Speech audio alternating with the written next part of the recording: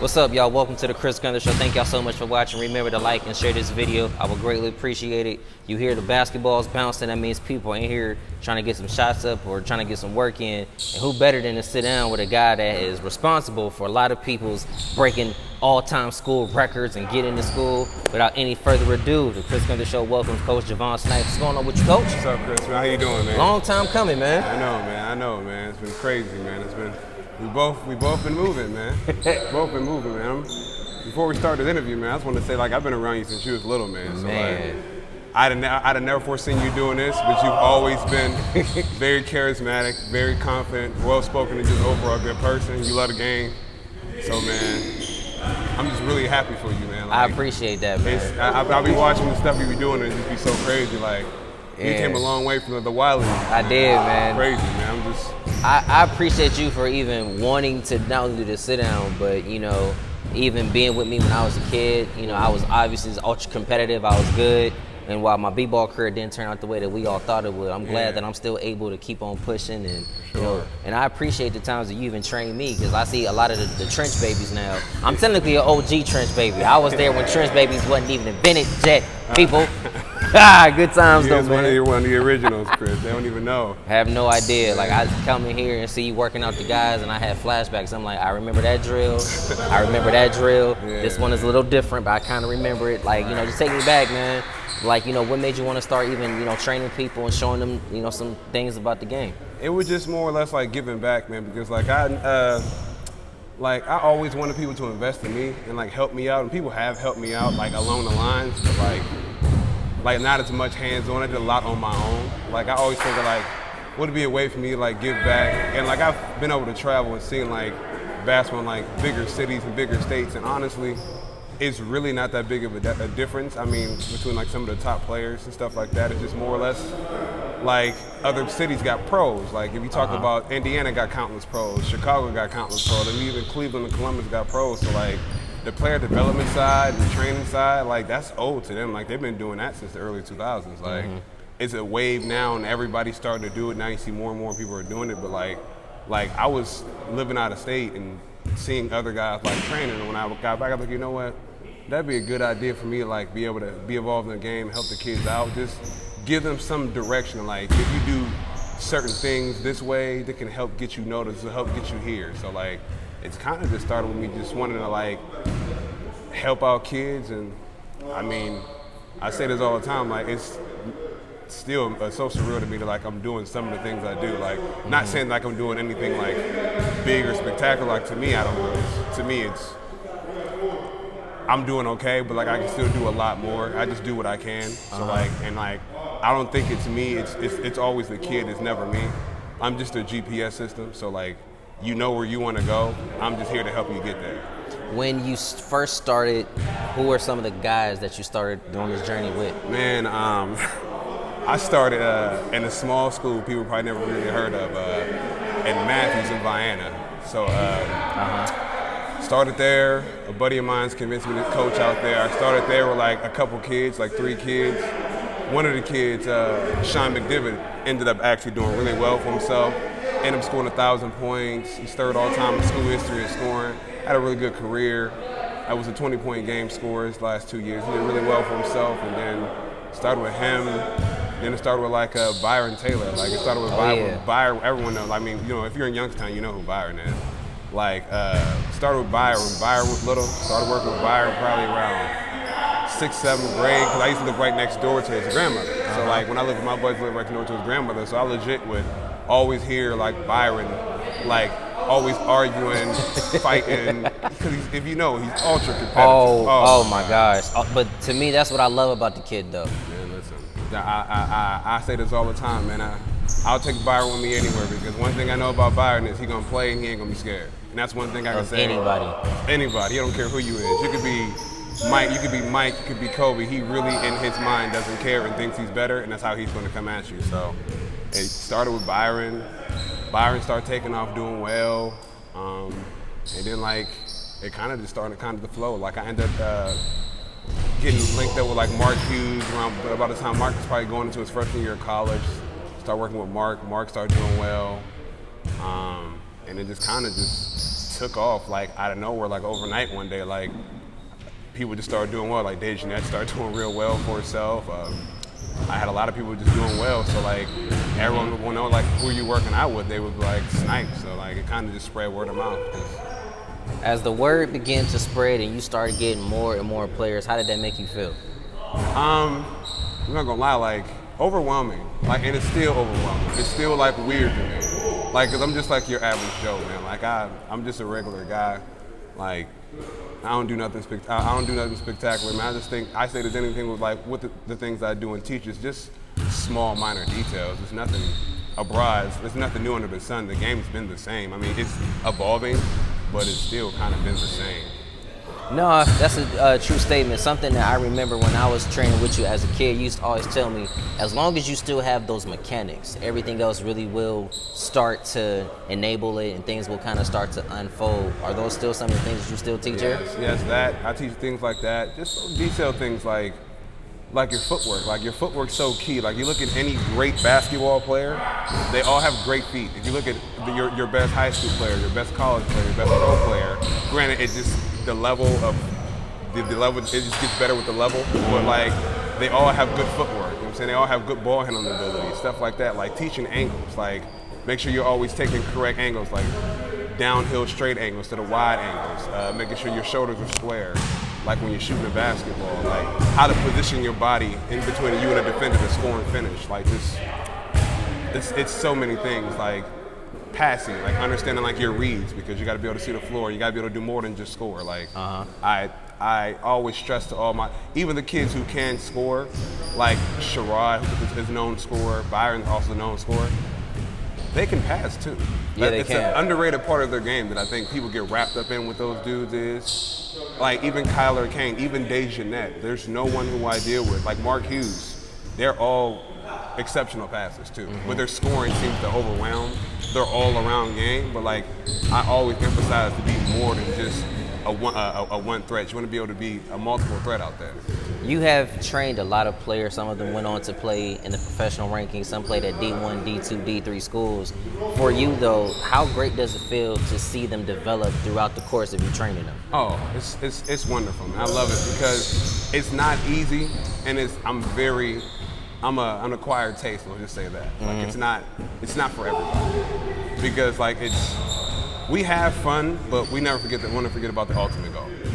Like, and that's like, especially if you come to me saying you want to make it to a certain place, I'm going to take it on and take it serious. So I'm going to take you as serious as you want to take it. So like, I'm so happy for the kids because like this gym we're in, there's no air conditioning in the summertime. At all. That's where the trench thing came from. Like this gym right here, is no air conditioning. So it's hot in the summers, it's no heat in here, it's cold in the winters. So when you in here really grinding. So like, I love it because like every kid who I've been around, they've literally earned it. Like, and they've earned it in every way, whether it be in the classroom, like on the court, being a child to the parent, whatever. Like they earn it in every facet. So like that's why I'm so happy for them. Like I celebrate them as much as I can. I tell them I love them. I ride them all the time, but I constantly always remind them like that I do love them. Every time I talk to anyone, whether it's Cam, it's any of them, it's always I love you. Like so I want them to always understand like throughout all of this, like it might start out with me just being your trainer, but like now, like especially the ones who've been with me, like we really like family now. Like I've seen them come up. Like I've seen Quincy since he was 5th grade. I've seen Byron since they were kids. So like at this point, like they're young men and they're like family to me. They're like there's my little brothers in me. Yeah, speaking about family, you have a cousin, Makina, who, is D1, still playing ball, doing things out there. As a family member, like, how great does it feel to see her continue to elevate and rise? Oh, I love it. I'm happy for McKenna, man. She works hard. She's been through a lot. Tough as nails. And another one, maybe a little bit misunderstood because of her passion. So she's a passionate person, not just a basketball player. So it comes off the wrong way. But like, I couldn't be happier for that girl, man. Like, she did a lot of great things in high school. She's continuing on in college. She's doing really well in the classroom too. It's not just basketball. Like, she's doing really good academically too, which is just as important. Like, I can't stress that enough to people. Like, it's student athlete, not athlete student. Like, if you don't do your work, you're pretty much I don't know what to tell you. Like, any college coach are going to ask you probably three things. How are they off the court? How is their work ethic? And how are the grades? So, like, if you don't have those three things, it's going to be real difficult for you. What have you learned about yourself, you know, as you're starting to train each individual player? That I can bond and relate to a lot of people. Like, and I'm pretty personable, I like to think. And yeah, like, that's pretty much it. And I'm very patient too. Patience is the big thing, and that's the big thing with a lot of people. And like, whether you're a trainer, a coach, or even a parent trying to help your kid out, understand that you have to be patient. And sometimes I think I'm guilty of it as a trainer and as a coach. You want something so much for a kid that you take it on yourself and you take it home with you. And you might, by you pushing too much on that kid, I've seen this happen, the kids kind of resent it in a sense. Where, like, if you push too much, like, the kid will tend to pull away. So you want to kind of let it happen organically. So I've learned patience, and that's something I try to express to everybody, to just be patient with your kid in due time. Out of all of the players that you have had a chance to train, and you see them develop, you see them go on to achieve great success, was there anyone in particular that kind of shocked you with how successful they started to become? Let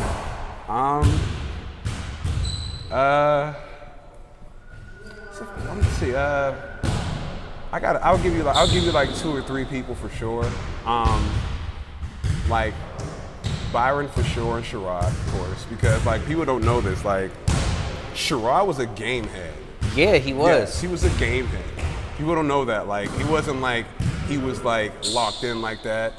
Sherrod really like locked in like in a short amount of time. And like, if you look at what he's done, imagine him if he'd have been like this locked in at like 9 years old. Like, Sherrod being one of them, Byron's another one, Quincy's another one. I mean, it's so many, man. Like, and they all have their own journey. Like, so I'll give you like a laundry list too, because like everyone has their journey of like what they've gotten better at over the years. Like I see like Mark's growth from like when we started to now, way different player. Like Kevin's growth from now, like from then to now, way different player. Dejanette, way different player. Like McKenna, way different player. Malia Majestro's way different player. It's a lot of people. Like, they're just their growth, man. So I don't think I have it's hard for me to say like anybody in particular, because everyone's story, like, it's great in their own way. I believe that. I believe that wholeheartedly. You know, we all have a different journey. We all have a different path. You know, your path you take, the path I take might be different, but we end up still reaching the ultimate goal. What is your ultimate goal with your training? Kind of just want to just keep it going as long as I can. I'm just one of the guys keeping it going, man. I would hopefully like to, you know, maybe get into coaching at a higher level eventually. You know what I'm saying? And as that starts to progress, maybe that's something I can make happen. Like, I do a lot of stuff on my personal time, connecting with people, trying to further my like basketball career by coaching. So hopefully, like, you know, I can get to a higher level of coaching down the line eventually, Lord willing, of course. But until then, like, I'm really just here, like, helping the kids come. Like, so, like, the kids I've had before were really good. The kids I have up and coming now, I think there's a few of them who can be very, very special. Like, there's a group of kids that, like, probably a few of them that can be really special. They can do some things. I'll never forget, true story, when I was a kid, you know, playing at the Wise, it was two refs that would never give me any calls. Yourself and my brother Terrell Vidal. And I used to wonder how come y'all always never give me calls, and y'all used to say because you're better than everybody out here. Yeah. And y'all was kind of starting to teach me that if you really trying to play at another level, the refs most of the time aren't going to give you anything. So you got to learn how to finish through contact and learn how not to, you know, let anybody take you out of your game. How do you instill mental toughness into the players once they come in here? Because, you know, sometimes they don't have it. Oh, I trash talk you to death. Oh, you've been in workouts, so no, I'm on them.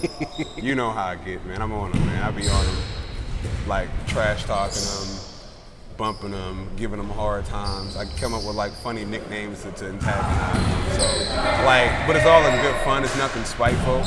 It's just to get that toughness in you, because like you got to be able to maintain because like in games people talk to you, and when you on this hardwood floor, your parent can't save you. Nobody can save you. Your coach can only do so much because the coach can't come play for you. So listen, when you're between those lines, it's you and your brothers, man. So you got to be tough, man. You got to be able to what's saying trash talk, guys getting in your face, guys maybe even threatening you about what they will do to you. You got to maintain all those things to still play your game because, like, their job is to stop you from doing what you do well. So there is no limitations to what some players will do or say to get you out of your game. So what I do is try my best is to prepare them mentally, like to maintain. So like that's why it's the trenches in here because we physically work, we mentally work, we emotionally work. Like I've seen people, I've had people. They're so frustrated with me, they'll just be like, not today. They'll get their stuff up and leave. Like, I just can't do you today. I ain't got it in me. Oh, okay. Only thing is, I would not recommend anybody do that, though, because if you only do things on days that you feel like it, you'll never get anything done. There's an old saying, especially for us basketball players, the winter time is when you shine, but the summertime is when you grind. Is that, something that you continue to instill in the guys here? Yeah, for sure, man. It's and I mean, I got that from coming up and playing, and I got that from guys I coach, like a person in particular. It's like, it's a guy who you played for, You got to be, it's tough as nails to play for that guy in the green, man. You got to be, to deal with Coach Gunn, man, you got to be. And I'll be the first one to admit, it's not no secret that he and I didn't really have the best type of rapport when I was there. But I can say this as God is my witness, I was the guy that you can never break. Yeah. Because I didn't quit, I didn't throw in the towel. It was a lot of craziness that happened. And I remember, because he and I did a sit down for the first time in a long time, actually. And it was good to finally, go down, trip down the old times and talk about how the program is. But each player I can say that comes from a program like that, most of the time they go on to have some type of success. Yeah, it's a reason for it. It's a rhyme and a reason for it. Like why we all do what we do, and why coaches, like they say, a yelling coach is a caring coach. A coach who's riding you and getting after you all the time, as much as you don't like it, you want it because obviously he wouldn't be getting after you if it wasn't for a reason. So if your coach is getting after you, it must mean he sees something in you that he's trying to get you to see. But I mean, it's a different generation, completely different. So you gotta I do that within reason now. I'm a lot younger and I'm from a different generation. So I try to relay my message a little bit differently, to the kids now. So you just talk to them. And granted, but I'm in my 30s. I'm not in my 40s or 50s. So I'm not that far removed. And I probably listen to some, not all. I can't stress that to you, some. Because some of the music these kids be I'm young and I still can't get. Oh gosh, no, that's a conversation for a different day. Yeah, but I listen to some of the music they listen to, so I can relate to them in that fast. And I don't. Kids all the time were surprised at me when they found out my age. I guess I don't. Apparently, I don't look as old as I am. So maybe that's why I can relate to them a little better. I really don't have no formula for it. I am fun, like a prankster, funny. So maybe that's why. I can only imagine what it was like when you were around Byron and Sherrod and all those guys 24/7. Yeah, that sounds like that's an interview in itself. But before we get out of here, if anybody wanted to connect with you or partner up with you, how can they do that? Alchemist training, Alchemist _training. That's my training page. I promise you, everyone's been on me about it. I know, my OGs and people who I veer highly, they get on my case about me building on my Instagram. I mean, heck, even my players get on me all the time about it, man. That's why they call me the old man. I don't got much content to really show how much work I've been putting in, but I've been just working at it. But I promise you, this summer, I got a camera guy. I'm going to start posting more videos so you guys can see what I do, because just in case y'all don't know and haven't really seen the face or don't know who I am, I'm going to start posting more on my training page, Alchemist Training, and you'll be able to connect with me like that. You can DM me like that. I'm on it pretty frequently, so you can reach out like that. That's pretty much the best way to connect with me. Well, nothing else needs to be asked. Coach Snipes, appreciate you, my brother. My God. Proud of you, man. Listen, man. I keep saying this, man, but listen. Appreciate it. I'll be seeing you, man. I'm just happy for you, dog, man. Keep doing what you're doing. Keep inspiring, man. Listen, you're going to have, it's kids out there right now, little kids watching you, man, you know what? you know what? I'm gonna do what that Chris Gunther dude do. Man, that would be incredible. Man, you inspire. You inspire. You don't even realize you're inspired. Man, that means a lot. Well, I appreciate it. Y'all not gonna get me up here crying, but be sure y'all like and share this video. Coach Snipes on the Chris Gunther Show. Appreciate y'all for watching. Cue my thing song. See y'all next time.